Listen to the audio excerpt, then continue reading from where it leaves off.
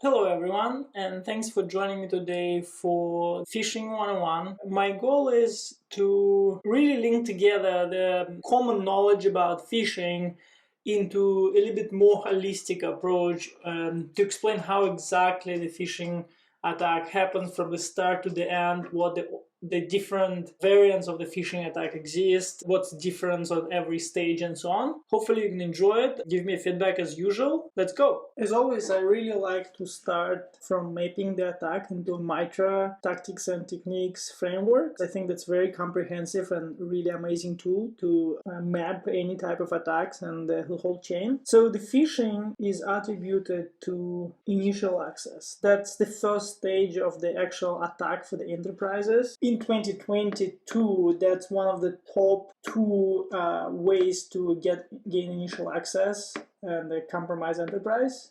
I think that it shares its spot with and the exploitation techniques, but it's definitely one of the top ways to gain initial access and compromise the entire system.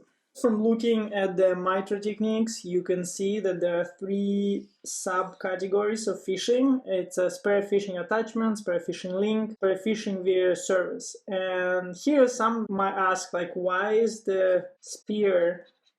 What does it mean? So the difference between phishing and spear phishing, or better said, mass phishing and spear phishing, is that spear phishing is more targeted attack. It's focused to gain access to very specific individual or very specific subsets of machine or organization, while mass phishing, it's when the attacker doesn't really care whose credentials they access and harvest.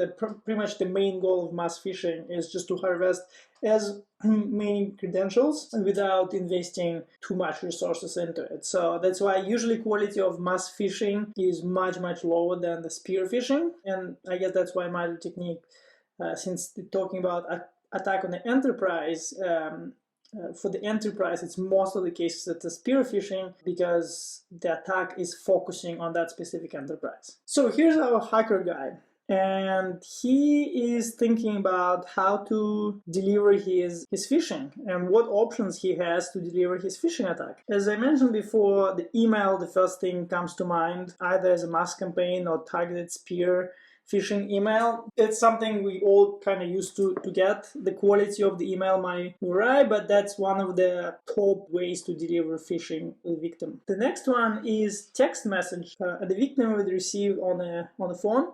We actually much less suspicious of our phones than our emails. If by now everyone's kind of realizing, okay, if I receive the email, that might be phishing.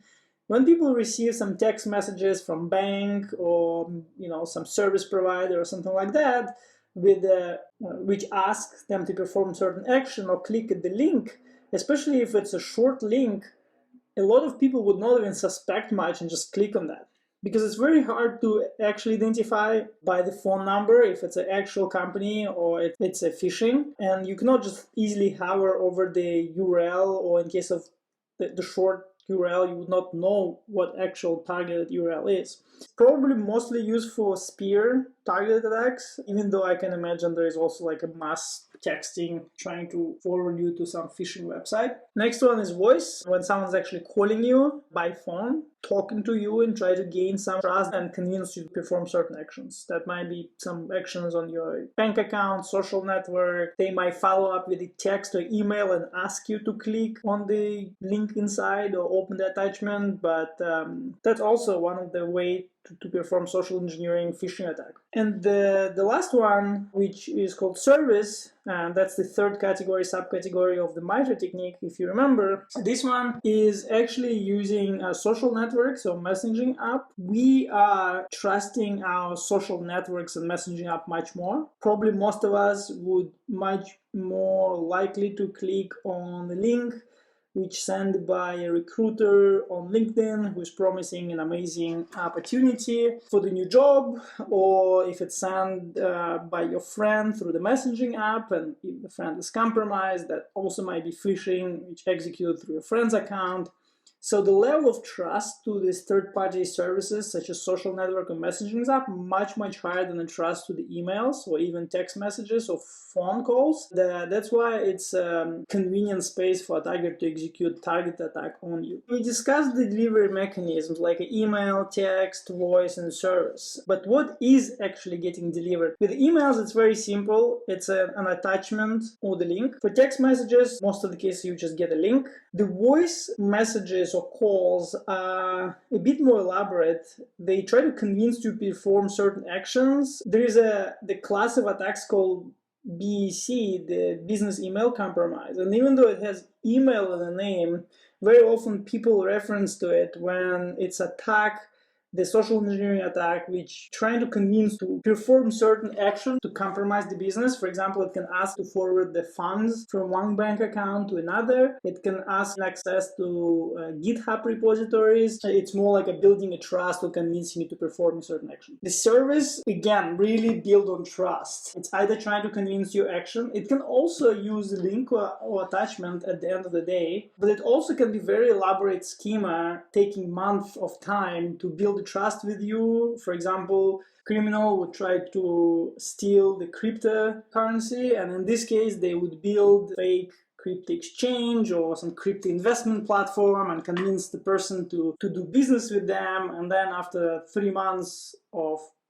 communication, building trust, they would just disappear with all the money. Today I'm not going to focus too much on that, and we're really going to look at the attachment and link, because those two are the most likely what phishing message would deliver to the victim. The most common thing to get is a link to the phishing website. This chain of phishing email to the phishing website is quite typical, but link can also go to a drive-by download and download a malware or even exploit, especially when we're talking about link on a target attack on the phone. That's the primarily way to, for example, deliver iPhone exploits, where you can receive the link in your text message, you click on it, and then performs the execution of the chain of exploits against your phone, and your phone gets compromised without you even knowing about it. The link just redirects you to actual benign websites, so you don't actually know what happened. Attachment also can be different type of malware delivered as a HTML, JavaScript, link, scripts. It could be an archive with executables. It can be PDF. It's very common that HTML or PDF files would actually have a link inside, either do a drive-by download or forward you to a phishing website, while the malware can just execute whatever actions. The very interesting connection to phishing here is DNS changer. DNS changer can change the DNS on your computer or device and then fake either search on a search engine, or they might just substitute an IP address for a well-known social network and redirect your computer or device to the phishing website as well. I would suspect that this type of attacks would be performed when the attacker is not really interested in your device, but much more interested in your credentials and stealing your credentials. I think nowadays the cloud services are much more valuable for attacker than your computer. Computer is just a thin client to access those services nowadays. How about the phishing URLs which point to a phishing website? The most simple example, that would be just a random URL generated by an attacker, not really trying to represent anything in particular. It can be also a URL to some third-party service which is abused and hosting a phishing website. The attacker can be a little bit more elaborate and use type of squatting instead. That's when an attacker will try to make a domain look like a legitimate one. However, type of squatting domains might be very hard to register, and it requires more time and more money, and sometimes they're just not available. That's why when we're talking about mass phishing attack, it's much more simple. An attacker would use a compromised website and either abuse a subdomain by trying to imitate the name of the organization which the attacker tries to imitate in a subdomain, or it would use a double domain and URL path. The victim might not notice that the actual domain is not the domain of the organization, but it's actually URI which contains the this kind of secondary domain to imitate a legitimate URL. Those two options are very commonly used in the mass campaigns. It's important to know that it's very common that before going to the phishing website, instead of redirecting directly to the phishing website, the attacker would use legitimate redirector, either open redirect or the vulnerability on legitimate website, to hide from the automatic analysis systems. First redirect is going to happen to a legitimate website, and a legitimate website will redirect to the phishing website. It complicates the work of automatic analysis system, especially if there is no dynamic analysis, but only static analysis of URL. And the system can just parse the domain, check the domain is legitimate inside the URL, and would not check for the actual redirection to the phishing website. And that's why it's very common for the phishing campaigns to use legitimate or open redirects. So let's talk about how phishing website would most likely look like. The most simple one, and probably the most common in the mass attacks, is the simple imitation. And surprisingly, that's also the one which is very hard to detect, because in this case, the website would not really look like exactly as a target website, but instead it would have some attributes which would try to convince a user or victim that that's a legitimate website. So in this case, for security companies, it's pretty hard to detect, because it's simply a website which asks you for the user and password. And yes, it might have certain attributes which make it look like another website, but it's not necessarily identical. And nowadays there are so many different websites which one way or another having icons forward to different websites. So it's pretty difficult to detect, even though it's probably the most simplistic way to build phishing page and cheapest way to do it. Just generate it from template and change your main icon of the website. Another one is actual screenshot of the targeted website, which has an input fields in it.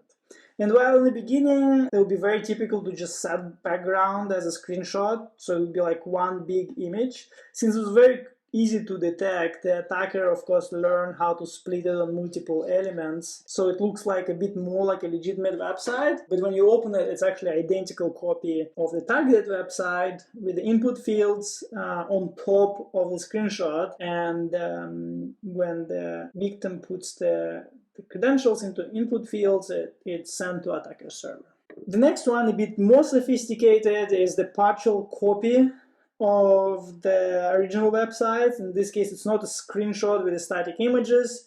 It actually can be ripped off the website and configured and changed in a way that it actually works, even though it's hosted in a different URL. Like most of the pictures or content would still forward into original location. It can be CDN, it can be something else, while the input fields are substituted, and as soon as the credentials are in, they post it into attacker server. Type of phishing website we discussed so far, very common and relatively easy and cheap to build. They work pretty well for credential harvesting. They're not really solving a problem of multi-factor authentication. Even if attacker steals a victim's credentials, but the multi-factor authentication is enabled in the service, the attacker still cannot access the service. So more recently, because multi-factor authentication becomes more and more common, especially in enterprise, attackers came up with two new techniques to build a phishing website. While the discussed